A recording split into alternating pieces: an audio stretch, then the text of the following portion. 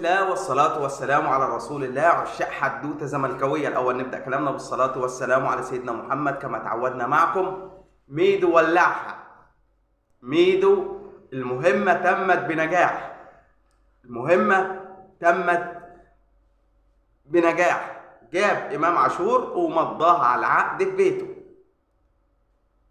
إمام عاشور صفقته خلصت ومضاه في بيته، وأمير جاب أو مضى محبوب الزملكاوية أشرف بن شرقي، وصفقة نجم منتخب مصر الزملكاوية 5 مواسم. فيديو كله أخبار حلوة، أخبار جميلة. الأول كده صلي بينا على النبي، ثم اللايك، ثم الاشتراك في القناة. النهاردة الجمعة، على قد ما تقدر صلي على النبي، صلي على حبيبك النبي، عطر فمك بالصلاة على الحبيب محمد صلى الله عليه وسلم. ولايكات يا زملكاوية، وشير على صفحاتك. عايز الفيديو ده يضرب 2000 3000 لايك، قادرين نعملها بإذن الله. تعالى نخش في موضوعاتنا على طول. الزمالك وصفقات الزمالك، وزي ما قلت لك امبارح في البث، الأخبار الحلوة بدأت تندع. ما هو الزمالك لما بيكسب والمكسب بيجيب مكسب، فأكيد أوسيريو لما يطلب صفقة المسؤول الزمالك او مجلس الاداره هيجيبها له. الدنيا حلوه، الدنيا بدات تستقر يا مسهل. بس عفرتني تصريح امبارح للحاج محمد رجب، هقول لكم عليه وقولوا لي رايكم فيه. الحاج محمد رجب على قناه الزمالك امبارح في برنامج زملكاوي مع كريم ابو حسين، وكان معاه منتصر الرفاعي وماجد غراب. فكريم ابو حسين بيتكلم في ماتش الزمالك والمقاولين ومش عارف ايه، والزمالك كسب 6-1 والكلام ده. فالحاج محمد رجب قال له اسكت يا كريم، اهم صفقه، سيبنا من الصفقات وسيبنا من اي حاجه، اهم صفقه ليه الزمالك، او اهم صفقه الزمالك عملها اهم من اي صفقات، لا مدرب ولا اي حاجه، هو صفقه مرتضى منصور للزمالك. ايه رايكم في الكلام ده؟ قال لك اهم صفقه هي صفقه مرتضى منصور للزمالك. تصريح الفيديو جاي قدامي على السوشيال ميديا وانا بقلب في التليفون كده، فالفيديو اللي الحاج محمد رجب جاي قدامي، والله العظيم موتني ضحك.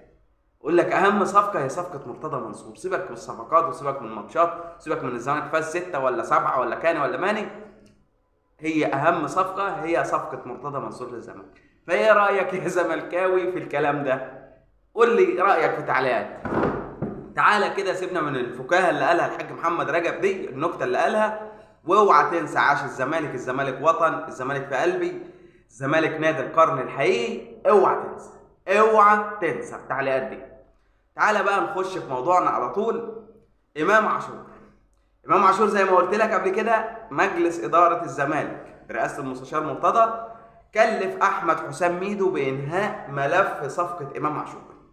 فمهمه امام عاشور هي اللي شايلها على عاتقه احمد حسام ميدو.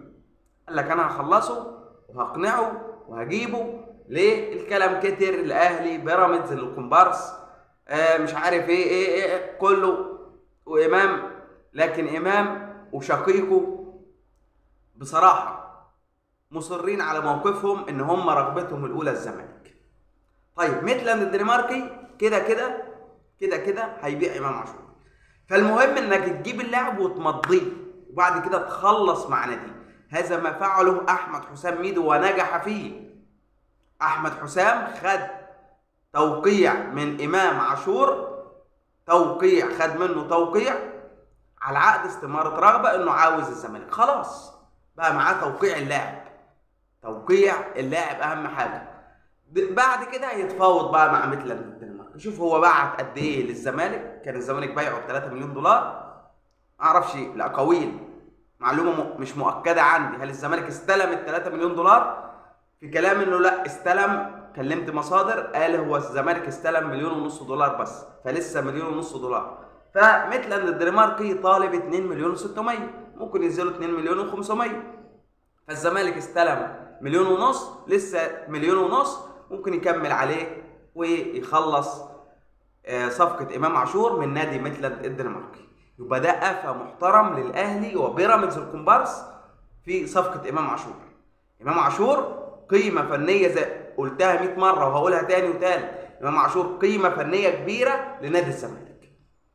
امام عاشور قيمه فنيه كبيره لنادي الزمالك.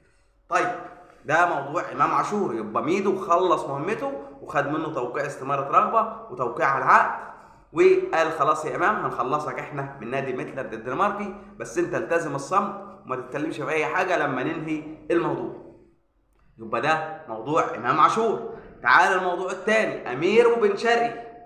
ما هو ميدو معاه امام عاشور، وامير مكلف بانهاء ملف صفقه اشرف بن شرقي.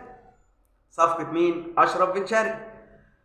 نادي الجزيره الاماراتي زي ما قلت لك لا يمانع في بيع اشرف بن شرقي. ليه؟ عقده كبير جدا مع الجزيره الاماراتي، واشرف بن شرقي غير مقنع للجزيره الاماراتي في الموسم اللي لعبه هناك.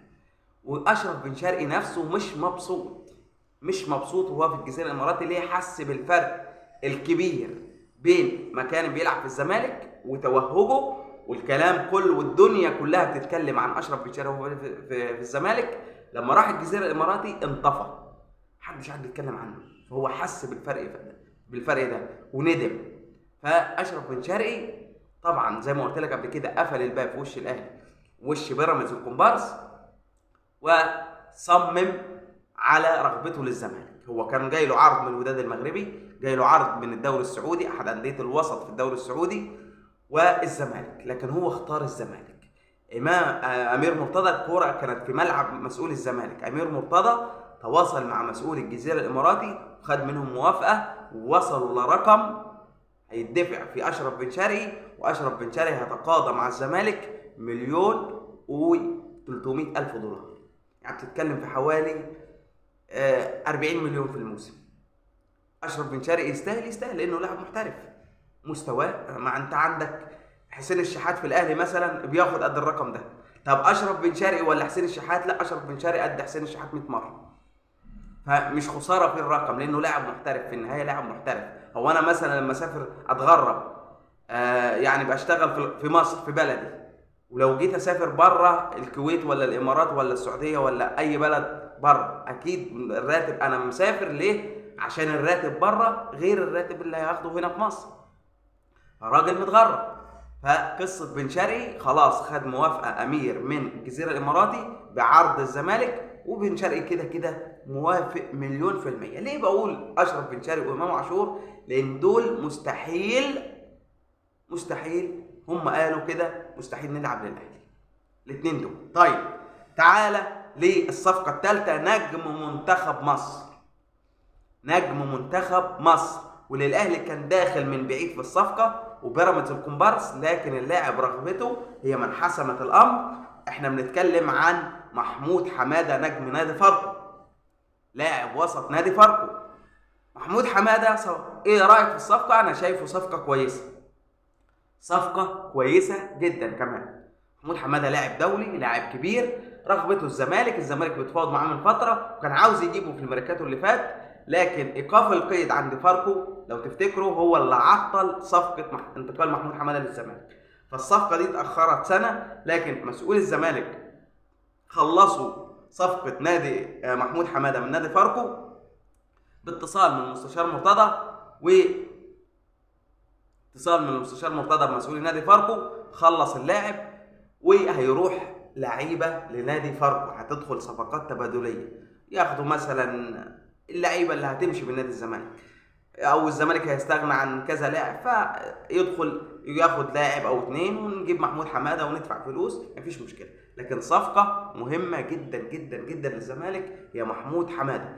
دمتم في امان الله، والسلام عليكم ورحمه الله وبركاته.